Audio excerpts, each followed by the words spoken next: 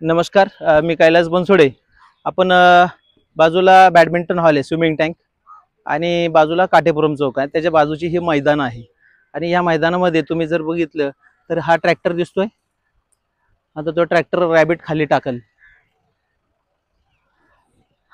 असं या ठिकाणी पालिकेचं कुठं काम चालू असलं, रस्त्याचं काम चालू असलं किंवा कुठं खोदायचं काम चालू असलं तर या ठिकाणी ते रॅबिट आणून टाकतात आणि त्या रॅबिटमुळं त्या रॅबिटमध्ये दुर्गंध असं पाणी साठलं जातं आणि त्या पाण्यातून डेंगू सारख्या अशा घातक असे मच्छरची निर्मिती होती.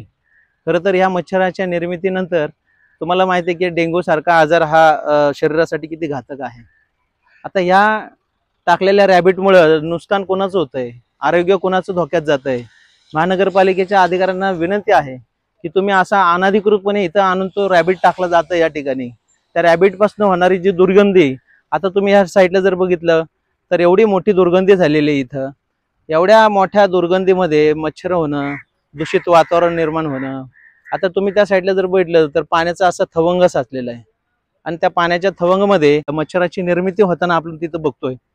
तर संबंधित महानगरपालिकेच्या अधिकाऱ्यांना विनंती आहे, जर तुम्ही ह्या ठिकाणी महानगरपालिकेची जागा आहे, मान्य आहे, परंतु ही महानगरपालिकेची जरी जागा असली तर ह्या जागेमध्ये तुम्ही असं अनधिकृतपणे का आणून टाकताय, इथल्या लोकांच्या जीवाशी का तुम्ही खेळताय. आणि हे रॅबिट जे टाकलेलं आहे या ठिकाणी, हे रॅबिट तुम्ही उचलून येणार आहात का? कारण की या ठिकाणी रॅबिट टाकून टाकून लोकांची घरं खड्ड्यात गेली.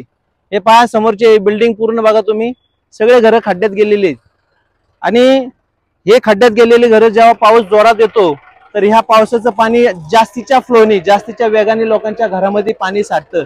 त्यामुळं या ठिकाणी महानगरपालिकेच्या संबंधित अधिकाऱ्यांना विनंती आहे की आपण स्वतः लक्ष देऊन या ठिकाणी कारवाई करावी.